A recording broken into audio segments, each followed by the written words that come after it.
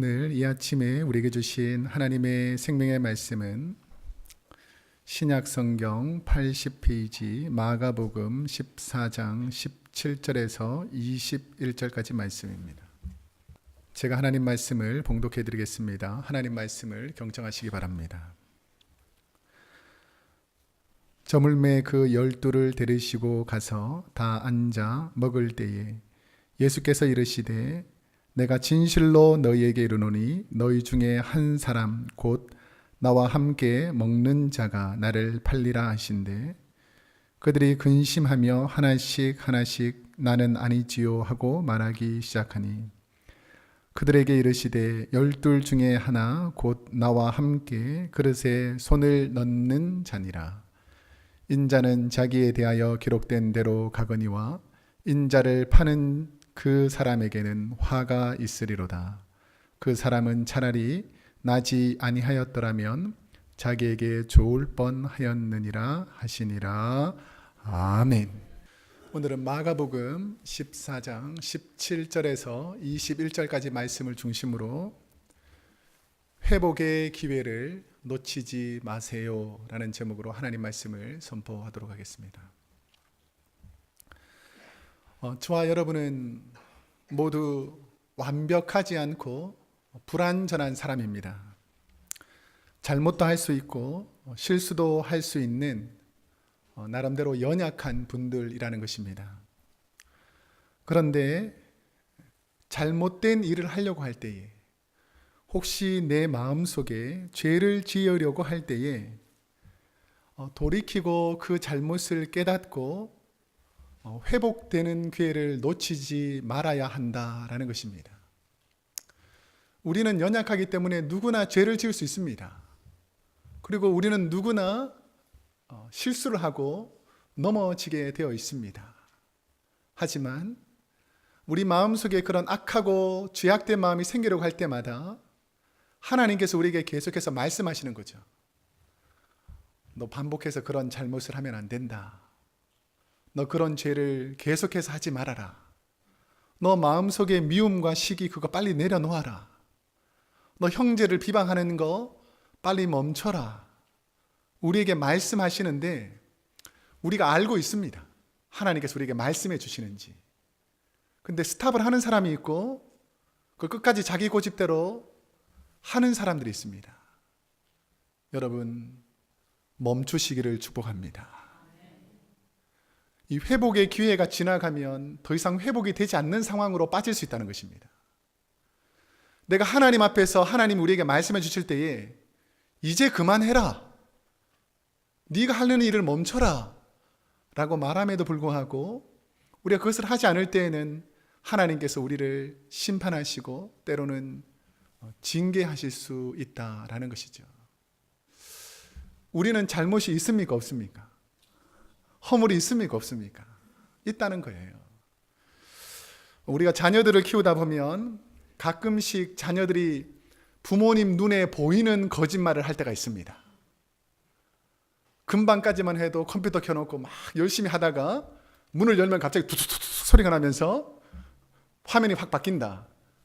그럼 뭐 하고 있는 줄 아세요, 자녀들이?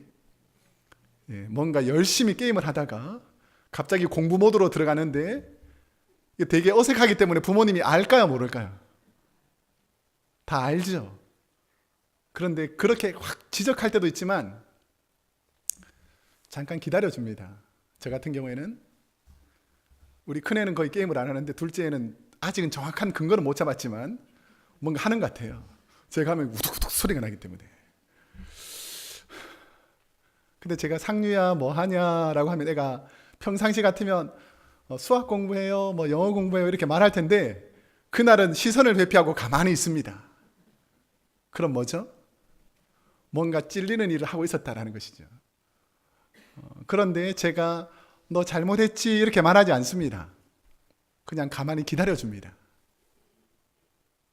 몰라서 기다려줄까요? 알면서도 참아줄까요? 알면서 참아주는 겁니다. 우리 큰애가 우리 둘째 아이하고 같이 잠잘 때 같은 방을 쓰거든요. 우리 둘째 몰래 저한테 와서 찌릅니다. 아빠, 상류는 늦게까지 페이스북 하고 있어요. 아빠가 한번 말해야 될 것 같아요. 제가 아직 말 안 했습니다. 스스로 그만할 때까지. 우리 모두는 회복될 수 있는 기회가 있습니다. 하나님이 우리의 잘못을 몰라서 하나님이 무지해서 그냥 두는 게 아닙니다. 하나님께서 간접적으로 계속해서 말하죠. 상류야, 공부하고 있냐? 열심히 수학 공부하고 있지? 이렇게 말하는 것이 그때는 안 들려요. 지금 아버지가 무슨 말을 하고 있는지. 근데 이 아이도 충분히 크게 되면, 저도 그걸 경험했기 때문에 아버지가 아시면서 지금 그만두라고 하시는구나라는 것을 깨닫게 된다는 것이죠. 여러분, 하나님이 이제 그만해라 라고 할 때에 멈출 수 있는 은혜가 있기를 축복합니다. 오늘 본문에 보면 예수님을 배반할 가룟 유다에게 지속적으로 회개할 기회를 주시고 돌아오기를 요청하시는 예수님의 사랑에 관한 말씀입니다. 예수님께서 회개의 기회를 놓치고 가장 비참한 성의 결말을 마감한 사람이 누군가라고 말했을 때에 예수님께서 그렇게 사랑하고 귀하게 생각했는데 주님을 한순간에 배반한 사람이 12명의 제자 중에서 이름이 뭐죠?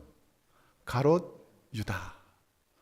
우리가 보통 유다라고 하면 그 이름인데, 가롯이라는 단어는 뭐냐면 셸롯이라는 당입니다. 셸롯 당. 그 셸롯 당이 뭐냐면 또 바꿔 말하면 열심당이라고 합니다. 열심당. 그러니까 베드로 같은 경우에는 말고의 길을 베이잖아요. 다 열심당원들은 칼을 가지고 있었고 로마의 압제에서 우리가 정치적인 힘을 가지고 로마의 그 억압을 이겨내겠다라고 했던 것이 셸롯 당입니다. 셸롯 당. 그 셸롯 당 중에서 이 유다가 워낙 많은 이름이 있다 보니까 이 셸롯 당에 속한 유다라고 해서 가롯 유다라고 부르는 겁니다. 이 가롯 유다는 기본적인 성품을 보면 아주 추진력이 있고 힘도 강력하고 제자들을 잘 이끈다라는 걸 알 수 있습니다. 왜냐하면 그 12명의 제자들 중에서 경제권을 가지고 있으면서 물건 사고 여행하고 이 모든 경비를 이 가롯 유다가 관리할 정도로 예수님에게 신망을 받고 있고, 어쩌면 주위 제자들에게도 내가 그래도 제일 열심히 한다, 내가 우리 12제자 중에서는 제일 손과 발이 되어서 눈에 띄지 않지만 내가 제일 열심히 한다라는 그런 자부심을 가지고 있었던 사람이 바로 이 가롯 유다입니다. 근데 지금도 이스라엘 지역에서 그 양들을 도축하는 그 곳으로 쭉 갈 때에 제일 앞장서서 뒤에 있는 양들을 이끌고 가는 염소를 유다 염소라고 부릅니다. 유다 염소. 그리고 배반하는 행위, 가식적인 행위로 상대방에게 키스하는 이런 모습, 이 속으로는 악한 마음을 품으면서 상대방의 호의를 베푸는 이런 키스를 유다 키스라고 부릅니다. 그리고 남몰래 엿보는 구멍을 유다의 창문이라고 합니다. 이처럼 가롯 유다는 그때 당시 사람들에게 주님께 버림받은 배신자라는 것이 그 사람의 하나의 닉네임이 되어 있었습니다. 혹시 가까이 지내는 사람으로부터 배신당하면 어떤 기분일까요? 내가 모르는 사람이 아니라 내가 가장 이 사람은 참 괜찮다, 이 사람 우리 교회에서 참 일꾼으로 쓰면 좋겠구나, 이 사람 우리 목장에서 참 신실한 분이다, 이분이 우리 교회 성도에 있는 것이 너무 감사하다, 내가 늘 오픈하고 사랑하고 은혜를 베풀었는데 이 사람이 갑자기 배신하고 배반하고 악한 일을 한다면 그 마음에 얼마나 큰 상처가 되겠습니까? 지금 예수님은 골고다 언덕에서 십자가에 달려서 육체적인 고통도 엄청난 고통이지만 내가 그렇게 신뢰하고 책임을 맡기고 제자들을 잘 섬기게 했던 이 가롯 유다가 그 마음속을 살펴보니까 미리 대제사장하고 장로들하고 다 짜고 예수님을 팔려고 그 마음속으로 생각하고 주님께 온 거예요. 주님이 가롯 유다의 마음을 아실까요, 모를까요? 아신다는 거예요.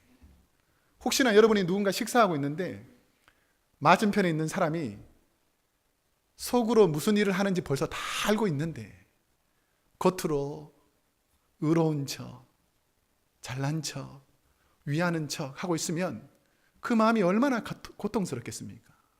근데 오늘 주님은 이 사탄에게 사로잡혀 있는 이 가룟 유다, 요한복음에 보면 사탄이 그 마음 속에 들어갔다 그랬거든요. 그 사탄에게 지배받는 이 가룟 유다를 다시 회복시키려고 너 그렇게 하지 마라. 그 마음 이제 멈춰라. 그래야 너가 살 수 있다라고 회복의 기회를 주시는 하나님의 말씀이 오늘 본문입니다. 예수님께서는 6월절 만찬을 하시면서 유다의 배신을 말씀하십니다. 우리 18절 말씀을 함께 읽어보겠습니다. 시작. 다 앉아 먹을 때에 예수께서 이르시되 내가 진실로 너희에게 이르노니 너희 중에 한 사람이 곧 나와 함께 먹는 자가 나를 팔리라. 돈에 대한 탐욕으로 유다는 예수님을 팔려고 합니다. 근데 예수님은 이 사실을 아시는 거죠. 그런데도 예수님께서는 배신할 가룟 유다가 돌아오기를 원하셨고 여러 번 가룟 유다에게 돌아올 것을 권고했다라고 이 오늘 마가복음에 마태, 마가, 누가, 요한에도 이 스토리가 다 나오거든요. 그런데 요한복음 13장 21절에 보면 가룟 유다가 예수님을 팔 것을 아시고 주님이 뭐라 그러냐면 심령이 괴로워 증언하신다.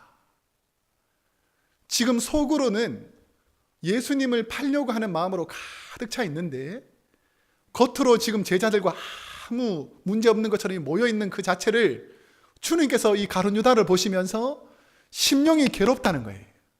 너 이렇게 하면 안 되지 않느냐라고 주님께서 바라보고 계신다는 것입니다. 예수님께서 배반할 가룟 유다가 다시 회복하고 돌아오도록 사랑하고 배려의 사인을 보내는 것이죠. 너 네 마음속에 그런 마귀가 주는 악한 마음이 있다 할지라도 너 그러지 말고 돌아와라. 너 지금 네 마음속에 시기와 질투와 미움이 가득 찬데 너가 지금 배신감이 있는 것 같은데 너 하나님의 뜻을 잊어버리지 말고 네가 하려는 일을 이제 멈춰라 라고 우리 주님께서 말씀을 시작하는 것입니다. 그런데 우리 같으면 그냥 가룟 유다 너 왜 나를 팔려고 하느냐 이렇게 말해버리면 쉽게 문제 해결될 것 같은데 예수님께서는 그 이름을 말하지 않습니다. 가룟 유다라는 이름을 직접. 그 말하지 않은 이유는 크게 두 가지로 오늘 본문에 보면 나옵니다. 만약 예수님이 가룟 유다라는 이름을 밝혔더라면 어떻게 됐을까요? 12명의 제자들이 있는데 이 중에 한 명이 날 팔 사람이다. 그 사람이 바로 너다. 가룟 유다 너다. 이렇게 말했으면 주위에 있던 제자들이 어떻게 했을까요? 이 배신자 어떻게 예수님을 팔 수가 있냐? 아마 베드로는 힘이 상당히 셌거든요. 그러니까 아마 구석진대로 끌고 가가지고 몇몇 제자들이 아마 가룟 유다를 혼내게 줬을 수도 있을 것입니다. 근데 주님은 이름을 말하지 않습니다. 왜 그랬을까? 예수님은 누가 팔 것인지 이름을 말하지 않는 이유는 12명 중에 누구든지 배신할 수 있다라는 것을 전제해 둡니다. 예수님이 십자가 달릴 때 12명의 제자들이 다 어떻게 했죠? 가룟 유다 목매달아 죽고 베드로 3번 부인하고 요한만 겨우 어머니와 함께 있을 정도 모든 사람들은 그 12명의 제자들은 다 뿔뿔이 도망쳤습니다. 쉽게 말하면 다 배신한 거예요. 처음부터 가룟 유다가 날 팔 것이다 라고 했으면 문제가 쉽게 해결될 텐데 예수님은 18절에 뭐라고 말씀하셨냐면 나와 함께 먹는 자가 나를 팔리라.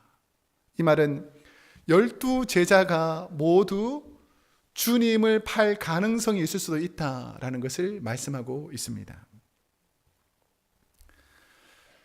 허물을, 악한 마음을 숨겨주셨다는 것입니다.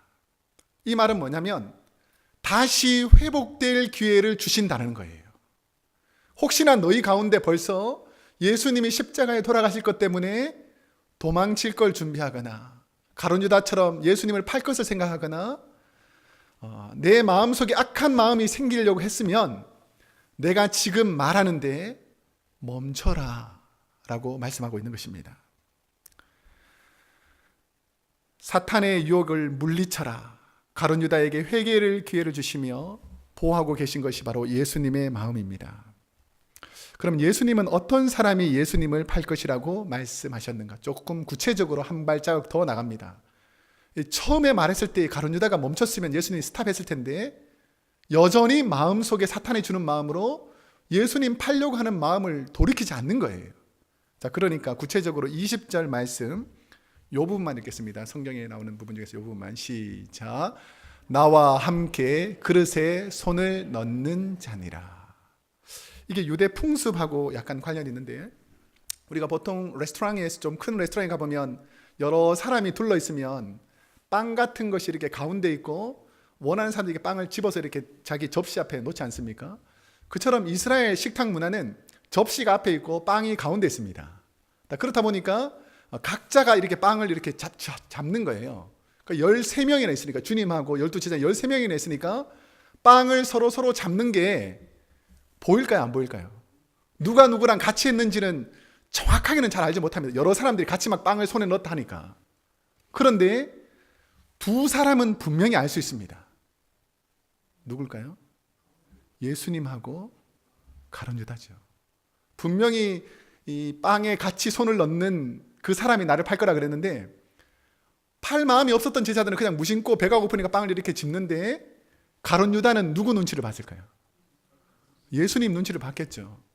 혹시 눈치 게임이라고 아세요? 하나 둘 이렇게 같이 하는 건데 같이 소리를 내면 걸리는 거예요. 가룟 유다가 손을 넣을 때에 아마 주님이 다른 제자들이 알아차리지 못하게 손을 넣으면서 아마 가룟 유다의 눈을 봤을 것입니다. 너 그러지 마라. 너 팔려는 생각하지 마라. 너 왜 사탄의 마음이 가득 차 있냐? 악한 마음을 벗어버리고 다시 회복되라라는 마음으로 주님께서 또 사인을 줍니다. 하지 말도록. 자, 이런 표현을 함께 그릇에 손을 넣는 자, 이게 그냥 주님께서 말씀하신 것이 아니고 시편 41편 9절, 구약에서는 이 유대인들이 일반적으로 사용하는 표현입니다. 배신자들을 뜻할 때 한번 읽어보겠습니다. 시작.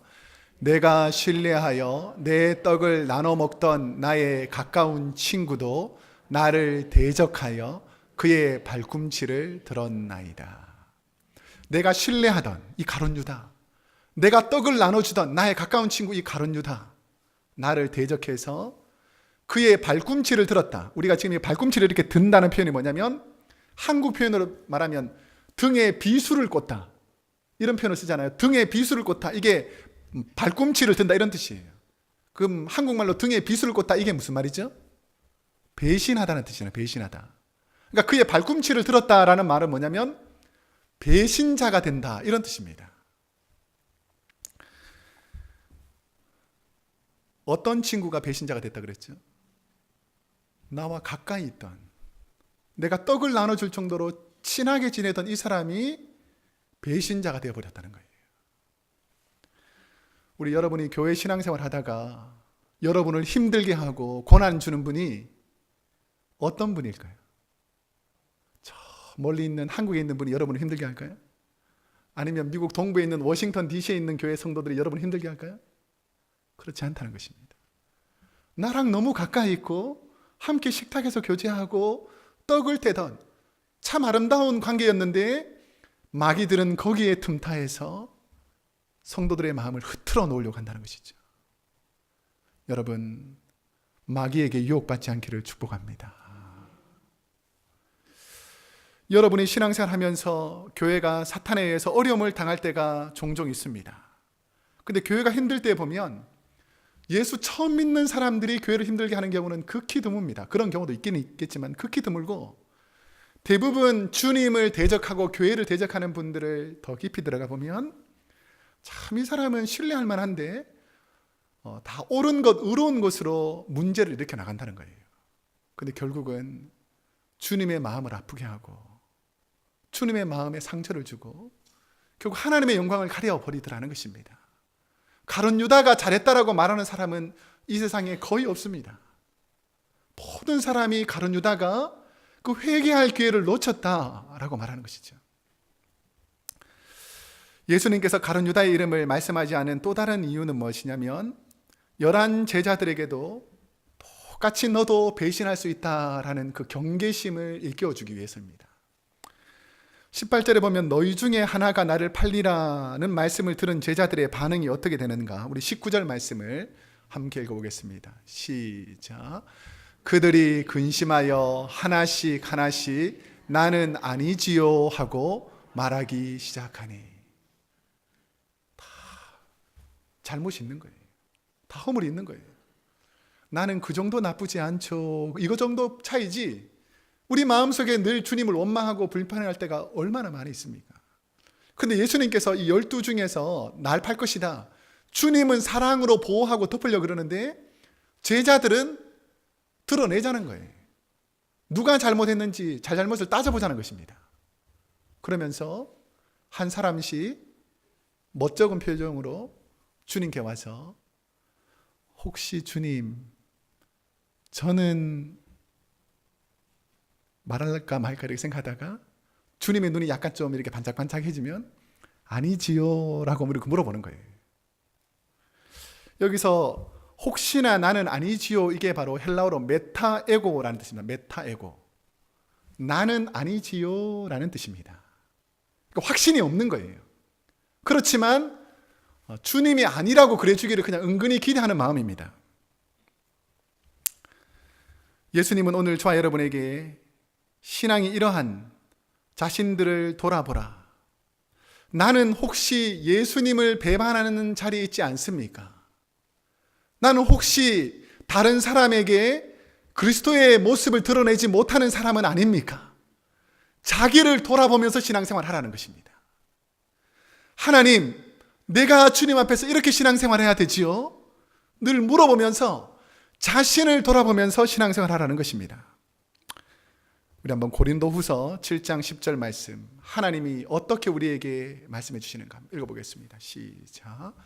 하나님의 뜻대로 하는 근심은 후회할 것이 없는 구원에 이르게 하는 회개를 이루는 것이요 세상의 근심은 사망을 이루는 것이라. 하나님의 뜻대로 하는 것임. 하나님, 내가 새벽기도 나와야 되지요. 하나님, 내가 예배 드려야 되지요. 하나님, 제가 연약한 자를 돌봐야 되지요. 근데 내 마음속에 그런 마음이 없습니다. 하나님, 너무 안타깝습니다. 이렇게 하나님의 뜻대로 하는 근심은 후회할 것이 없는 구원에 이르게 한다는 거예요. 그런데 세상적으로 내가 어떻게 해보겠다, 세상 사람들보다 더 악한 방법으로 내가 이렇게 해보겠다라는 것은 결국 사망에 이르게 된다는 것입니다. 혹시 내 마음에는 예수님을 배반하고 있지 않는지, 예수님의 뜻에 반대가 될까봐 염려하는 근심, 예수님을 팔아버리는 자가 되지 않을까 늘 깨어있는 근심, 이 근심이 그들 안에 있었는지를 되돌아보게 하시는 것입니다. 내가 진짜 하나님 앞에서 바른 신앙생활을 하고 있는지, 하나님, 제가 이렇게 신앙생활해도 되는 것입니까? 하나님, 내가 이렇게 예수 믿어도 되는 것입니까? 주님의 십자가를 위해서 나를 대신해서 돌아가셨는데 내가 이렇게 안일하게 신앙생활해도 되는 것입니까? 자기를 돌아보는 근심해야 한다는 거예요. 그런데 교만한 사람들, 세상적인 근심을 하는 사람은 어떤 사람인가? 마치 가룟 유다가 예수님께 향유 부는 여인을 책망하고 판단하듯이 오히려 자신의 믿음은 되돌아보지 않고 주위에 있는 사람들의 믿음을 판단한다는 것입니다. 그리고 성도들의 신앙을 의심한다는 것이죠. 교회를 의심하고 성경을 의심하고 심지어는 하나님이 살아계시면 어떻게 나한테 이렇게 할 수 있습니까? 라고 하나님께까지 자기 뜻을 굽히지 않는다는 거예요. 여러분, 지금 멈추시기를 축복합니다. 악한 길로 가려는 그 마음을 멈춰야 합니다. 주님이 그냥 가룟 유다에게 말하는 것이 아니에요. 너 멈춰야 한다. 너 그렇게 하지 마라 라고 계속해서 간접적으로 사인을 보내는 거죠. 본문에 보면 아이러니하게도 가룟 유다 역시 동일한 질문을 했다는 것입니다. 이 사복음서에 나오는 그 같은 내용인데 마태복음 26장 25절에 가룟 유다가 하는 말이 나옵니다. 한번 읽어보겠습니다. 시작. 예수를 파는 유다가 대답하여 이르되 라삐여, 나는 아니지요. 대답하시되 내가 말하였도다 하시니라. 제자들이 한 사람씩 돌아가면서 나는 아니지요, 나는 아니지요 이렇게 얘기하는데 가룟 유다만 아무 말 안 하고 가만히 있으면 어떻게 되겠어요? 왜 너는 안 하냐? 너가 팔려고 하는 건 이렇게 걸릴 수 있잖아요. 그러니까 제자들이 나는 아니지요, 나는 아니지요 이렇게 말하는 사이에 얼른 중간에 파고 들어가지고 나도 아니지요 이렇게 말을 꺼내는 것입니다. 근데 예수님께서 그 말에 딱 멈춰요. 그걸 베드로 가룟 유다를 딱 이렇게 눈으로 응시합니다. 뭐라 그랬죠? 내가 말하였도다. 이게 뉘앙스가 두 가지 의미가 있습니다. 네가 안 팔지, 그렇게 말했지, 그러니까 안 판다고 말했으니까 이제 네 마음속에 있는 거 멈춰라는 거예요. 주님 나는 아니지요 라는 말 속에 그래 나는 아닙니다 라고 말한 그대로 너가 팔지 마라, 사탄 마귀의 계계를 멈춰라 라는 그런 뉘앙스가 있고, 또 하나는 나는 아니지요 라고 했을 때 네가 말했다 라고 말할 때는 다른 제자들은 잘 모르지만, 네가 말했다 이 의미를 모르지만 가룟 유다하고 예수님은 정확히 안다는 것입니다. 네가 말했지, 너가 지금 팔려고 하는 생각을 내가 알고 있다, 그 네가 말했듯이 이제는 멈춰라는 것입니다. 가룟 유다가 모르는 줄 아는 거죠. 그냥 말하는 것이. 근데 예수님 분명히 사인을 줍니다. 너가 나를 팔려고 하는 마음 알고 있다, 그렇지만 멈춰라 라고 우리 주님께서 말씀하고 있다는 것입니다.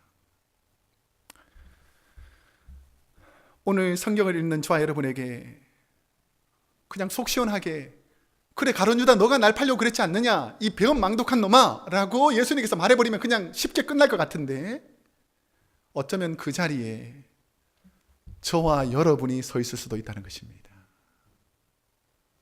나는 신앙생활 잘한다, 난 어릴 적부터 교회 다녔다, 나는 예수 잘 믿는 사람이다 라고 말하더라도 자기 뜻대로 안 되면, 내가 생각했던 예수님이 아니라 나는 예수님이 예루살렘 가서 왕이 되고 내가 그 옆에서 총리가 될 줄 알았는데, 내가 교회 나와서 뭔가 대단한 위치에 있을 줄 알았는데, 주님 제가 이게 뭡니까?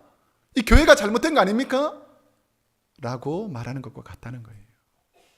여러분, 주님이 잘못된 것이 아니라 가룟 유다가 잘못된 것입니다.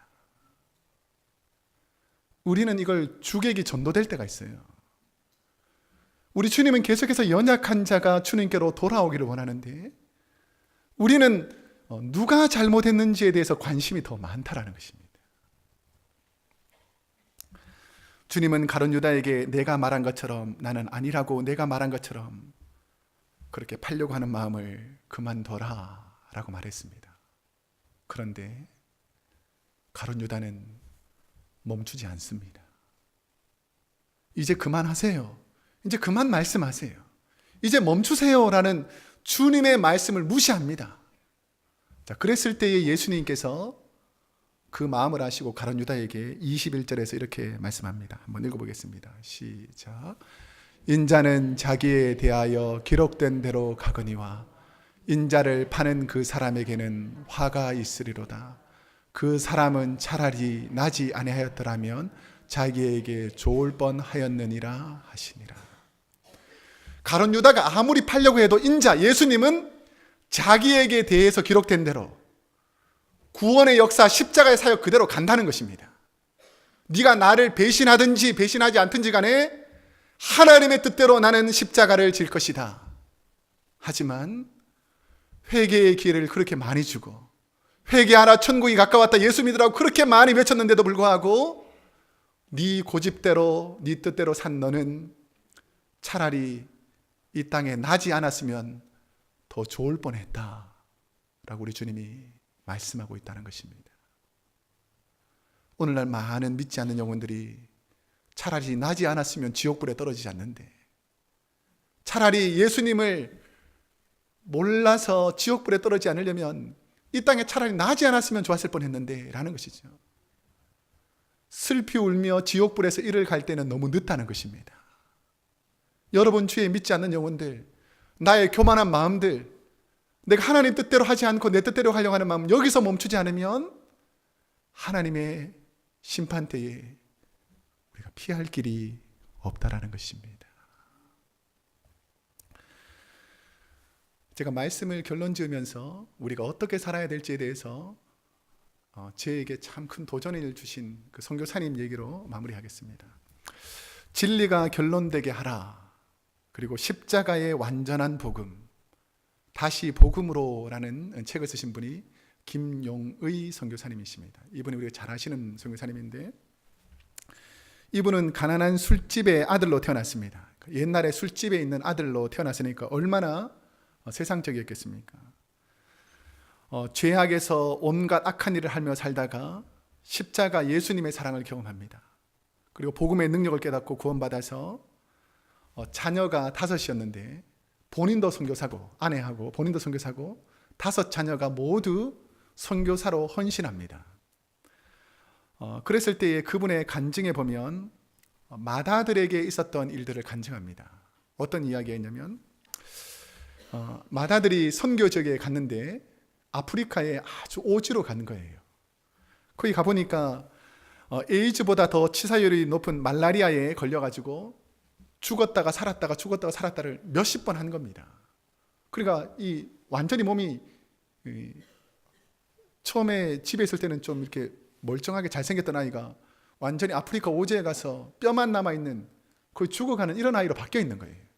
근데 이제 선교 담당이기 때문에 그 아들 선교제에 가서 어떻게 선교하나 보고 이제 한국에 보고하려고 갔는데, 가보니까 아들이 이러다가 다음번에 내가 올 때 못 만날 수도 있겠다라고 할 정도로 병에 걸려서 힘들어하는 거예요.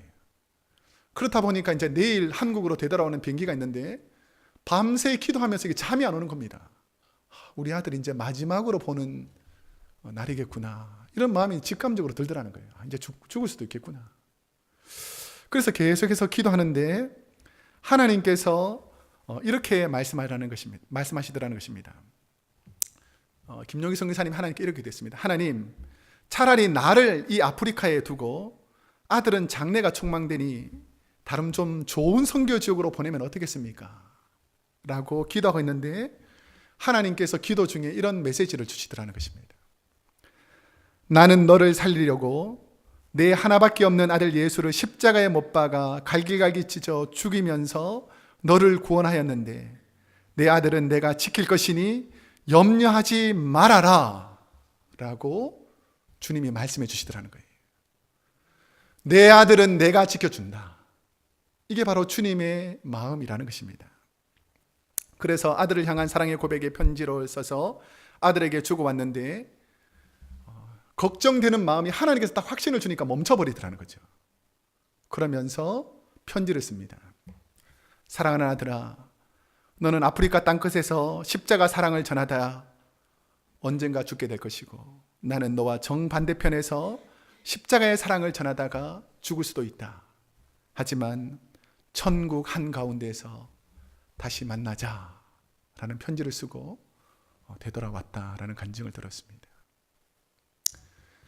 여러분, 우리에게는 주어진 인생이 그리 길지 않습니다. 십자가의 사랑을 우리가 잘 알고 있다 하면서도 우리 그 사랑을 깨닫고 우리가 가는 길에서 멈추지 않는 사람들이 너무 많다는 것입니다. 이제 말씀을 맺고자 합니다. 제가 여러 번 말씀드렸는데 저는 목회의 길을 갈 때에 저에게 가장 강력한 후원자들이 있습니다. 이분이 바로 저희 부모님이시죠. 저희 누님은 선교사님이고 저희 매형은 인도에 그 선교사로 같이 있고 그 세 자녀가 다 인도에서 선교사가 되겠다라고 결단했습니다. 저희 두 아들도 아직 철이 없어가지고 목사님 되겠다라고 아직까지는 하고 있습니다. 제가 그걸 위해서 늘 서포트하고 기도하고 있습니다. 제가 이렇게 목회할 수 있도록 하나님께서 은혜를 주시는 것이 무엇인가, 이걸 생각해 보면 제 고향 교회가 있는데 그 고향 교회에 보면 그 1층에 기도실이 있습니다. 차가운 그 냉방에. 근데 매주 토요일이나 금요일이 되면 저희 부모님은 그 차가운 골방으로 가십니다.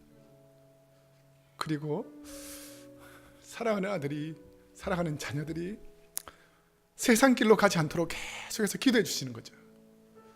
저는 제가 아무리 힘들고 어려워도 하나님의 곁을 벗어나지 않는 것이 제가 능력이 많아서가 아니라 든든히 기도해 주시는 부모님이 있구나라는 것을 느낄 때가 한두 번이 아닙니다. 여러분의 자녀를 위해서 누가 기도할 것 같아요? 여러분의 자녀를 위해서 누가 눈물로 기도할 것 같습니까? 여러분이 여러분의 자녀에게 이제 멈춰라, 이제 그만 세상 길로 가라, 이제 주님께로 돌아와라 라고 말해야 된다는 것이죠. 우리가 이 땅에 살아가면서 우리의 부모님이 혹시나 나를 위해서 기도하지 못할다 할지라도 성경 로마서 8장 26절에 보면 성령이 말할 수 없는 탄식으로 저와 여러분이 주님께, 하나님께로 더 가까이 가도록 날마다 기도하고 있다는 것이죠. 여러분, 이제 돌아오시기 바랍니다. 세상 길로 가지 마시고, 죄악된 길로 가지 마시고, 악한 마음 품지 마시고 주님께로 돌아오는 저와 여러분이 되기를 축복합니다. 기도하겠습니다.